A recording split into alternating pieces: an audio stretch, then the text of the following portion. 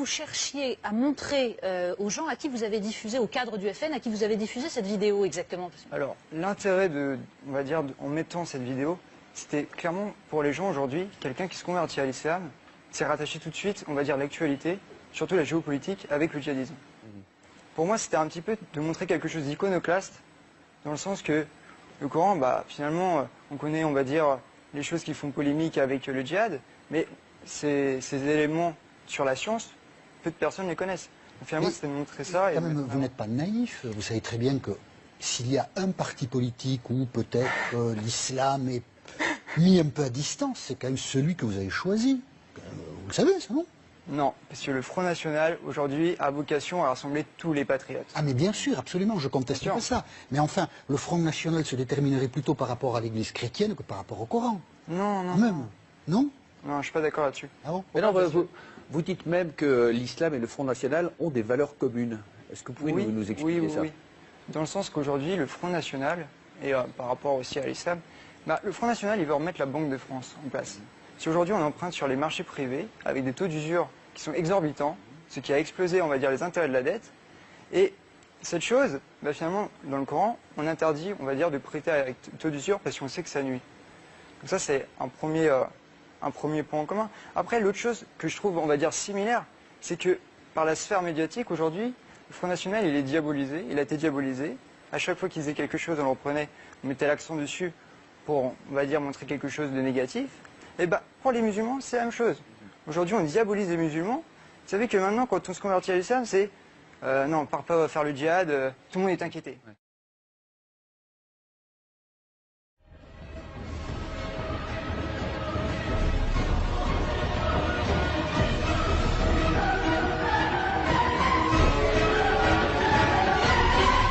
Pour conclure, nous allons vous prouver si le Coran vient bien de Dieu. Car comme il a été dit, si celui-ci provient de Dieu, il doit contenir des miracles.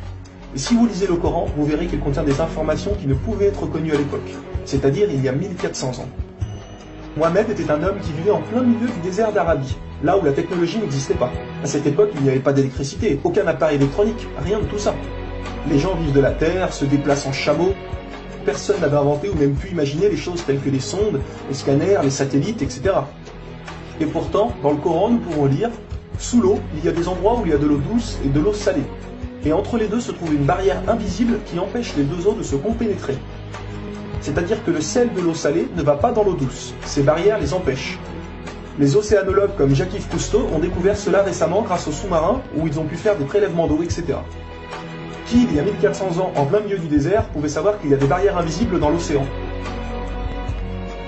Il est écrit dans le Coran que l'univers est en expansion continuelle, c'est-à-dire que celui-ci ne cesse de grandir. Les étoiles s'éloignent les unes des autres constamment. C'est en 1920, grâce aux appareils très perfectionnés, tels que les télescopes puissants, que nous avons pu savoir que l'univers était en expansion continuelle. Qui, il y a 1400 ans, pouvait connaître cette information? Nous savons aujourd'hui que les montagnes sont comme des piliers et possèdent des racines.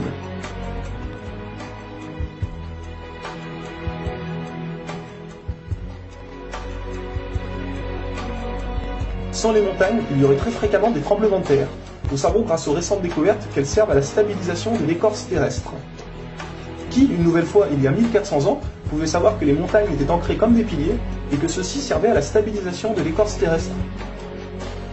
Il est écrit dans le Coran que Dieu a créé les 7 cieux et la terre par le même nombre, c'est-à-dire 7. Nous connaissons aujourd'hui, grâce aux sondes qui vont sous terre, que la planète possède 7 couches terrestres. Le noyau interne solide, le noyau externe liquide, la couche D, le manteau inférieur, puis le manteau intermédiaire, le manteau supérieur et la lithosphère. Qui, il y a 1400 ans en plein milieu du désert, pouvait savoir que la Terre possédait 7 couches? Il était impossible de connaître cela sans la technologie récente. Il est aussi mentionné que les plantes ont des sexes, mâles et femelles. La découverte de la sexualité des plantes fut réalisée par Rudolf Jacob Comnenarius entre 1660 et 1720. Le Coran explique étape par étape l'embryologie, c'est-à-dire comment un enfant se développe dans le ventre de sa mère. Le professeur Ketmour, qui a aussi le prix Nobel au Canada de l'embryologie, a confirmé que cela se passait exactement comme indiqué dans le Coran, et a affirmé que ces faits ne pouvaient être connus il y a 1400 ans, et que par conséquent, ces informations avaient été révélées à Mohamed par Dieu. Un exemple, le Coran explique qu'à un moment, le fœtus a la forme d'une sangsue dans le ventre de sa mère. Et si on regarde les images des scanners, nous nous rendons compte que l'embryon a exactement la forme d'une sangsue et qu'il s'accroche à une paroi du corps comme le fait une sangsue. Le mot le plus adapté pour décrire cela est sangsue. Vous voyez comment les versets coraniques s'accordent parfaitement avec la science d'aujourd'hui? Pour savoir cela, il a fallu attendre l'arrivée de scanners, de caméras, etc. Qui, il y a 1400 ans, pouvait décrire en détail les étapes de l'embryologie? Pour ceux qui pensent que le Coran copie certaines civilisations, il faut savoir que certaines personnes auparavant avaient fait des suppositions et avaient pensé des choses qui se sont révélées vraies, mais ont aussi fait énormément d'erreurs, et que soi-disant le Coran les avait copiées. Donc par exemple, si vous prenez un mauvais élève qui copie sur un bon élève, si le bon élève a 18 sur 20, est-ce que le mauvais élève va avoir 20 sur 20? Non, bien sûr que non, car le mauvais élève aura copié les bonnes comme les mauvaises réponses, donc il aura aussi 18 sur 20. Alors si soi-disant le Coran copie les civilisations ou peu importe, comment se fait-il que le Coran extrait le vrai du faux? De plus que ces quelques civilisations ne faisaient que des suppositions. Or Mohammed affirme être sûr de tout ce qu'il dit. Le Coran contient plus de 500 versets dus à la science, sans aucune erreur ou contradiction. Et la technologie d'aujourd'hui ne vient pas contredire, mais confirmer tous les versets un par un du Coran.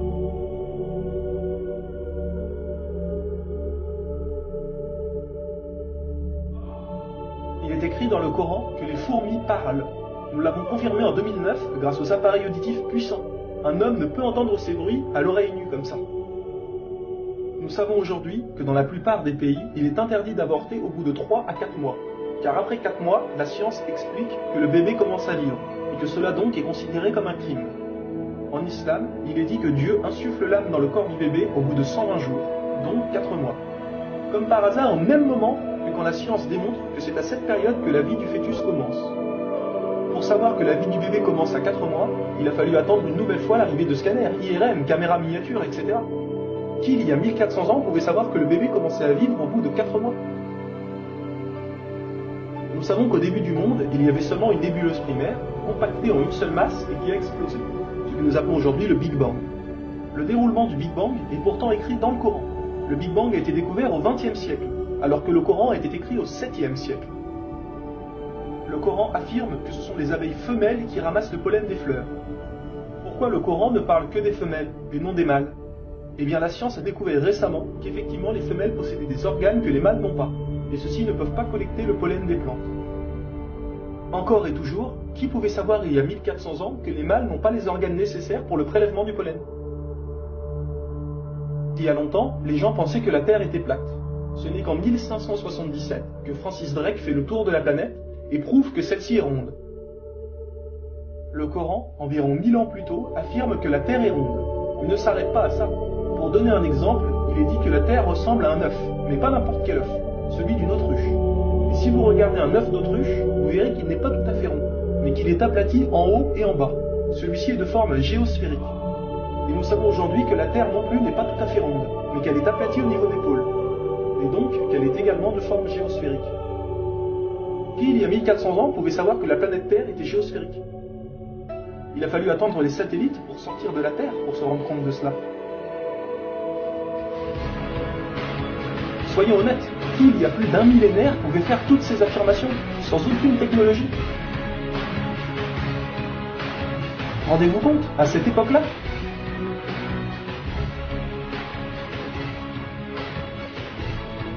Et soyez conscients que je n'ai donné que quelques exemples. Il y a plus de 500 versets qui parlent de science sans aucune erreur.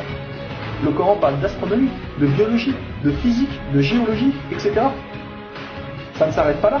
Le Coran ne comprend pas seulement des miracles scientifiques, mais des miracles linguistiques ou numériques. Par exemple, le mot terre apparaît 13 fois dans le Coran, et le mot mer apparaît 32 fois. Additionnez 13 plus 32, cela vous donne 45. Si l'on met cela en pourcentage, 32 fois le mot mer sur 45 donne 71%. Et c'est exactement le pourcentage que la mer recouvre sur la surface de la Terre. La mer recouvre 71% de la surface de la planète. Et 13 sur 45 donne 29%. Et c'est exactement le pourcentage que représente la Terre sur la surface de la planète. Croyez-vous vraiment que cela vient du hasard? Le mot paradis apparaît 77 fois. Et devinez quoi? Le mot enfer apparaît aussi 77 fois. Le mot foi apparaît 25 fois. Le mot mécréance apparaît 25 fois. Le mot dunya, qui signifie le monde d'ici-bas, apparaît 115 fois. Akira, qui signifie le monde de l'au-delà, apparaît 115 fois. Le mot ange, 88 fois. Le mot diable, 88 fois. Les hommes, 23 fois. Les femmes, 23 fois. La vie, 145 fois. La mort, 145 fois. Bonne œuvre, 167 fois. Les péchés, 167 fois. Les 7 cieux apparaissent 7 fois. Et il y a encore plein et plein d'autres exemples.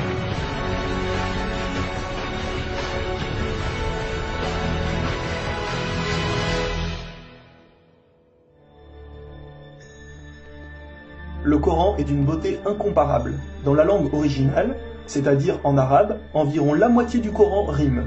Le Coran contient des palindromes. Un palindrome est un mot qui veut dire la même chose si on le dit à l'envers. Par exemple, Bob, à l'envers, vous aurez toujours Bob. Ou kayak, à l'envers, vous aurez toujours kayak. Un mot comme ça peut se trouver, mais une phrase entière, cela est quasiment impossible. Ou alors votre phrase ne voudra rien dire. Mais non, le Coran possède des phrases entières en palindrome, et ces versets ont un sens très profond. Le Coran ne possède aucune contradiction ou erreur. Je vais donner un dernier exemple avant de conclure. Vous allez vous rendre compte de l'extraordinaire précision du choix des mots. Dans un verset, Dieu dit qu'il n'a pas doté l'homme de 2 cœurs. Pourtant, un peu plus loin, Dieu parle aussi des femmes. Alors pourquoi il ne dit pas « je n'ai pas doté l'être humain de 2 cœurs » ? Pourquoi ne parle-t-il que des hommes, puisque les femmes sont mentionnées après ? Quand nous lisons tout le passage, nous nous rendons compte que Dieu ne parle pas au sens littéral, mais au sens figuré. Il explique que l'homme ne peut pas être croyant ou non-croyant, c'est l'un ou l'autre, les deux ne peuvent pas coexister. Ou on a la foi, ou on l'a pas. Mais si nous prenons ce verset au sens littéral, est-ce vrai ? Oui, bien sûr, l'homme ne possède qu'un seul cœur. Mais pour les femmes, elles peuvent être enceintes, n'est-ce pas ? Et quand elles sont enceintes, combien de cœurs possèdent-elles ? Vous vous rendez compte de ça ? Si Dieu avait mis l'être humain au lieu du mot homme, un petit malin aurait pu dire « Hé, il y a une contradiction. Si on prend cette phrase au sens littéral, la femme peut avoir 2 cœurs quand elle est enceinte. » Mais non, même au sens littéral, cette critique est impossible. Que ce soit au sens littéral ou figuré, le Coran est inattaquable. Rendez-vous compte de la précision des mots. Il y a encore plein d'autres choses, mais cela prendrait énormément de temps de tout mentionner. Si cela vous intéresse, il existe de nombreuses conférences réalisées par des savants qui ont été filmées et qu'on peut trouver sur internet, telles que la parole divine de Nouman Ali Khan. Vous avez bien la preuve que le Coran ne peut que venir de Dieu et non d'un être humain. Comment se fait-il que la technologie d'aujourd'hui, la plus développée qui soit, ne puisse créer un seul animal ou plante ? Ce que Dieu a créé, nous sommes incapables de le réaliser. Tout ce que nous construisons ne sont rien en réalité face à la nature. Dieu dit dans le Coran, pour ceux qui recherchent des preuves, regardez autour de vous, regardez la nature, l'être humain, l'eau, le soleil. Il y a là des preuves pour ceux qui réfléchissent.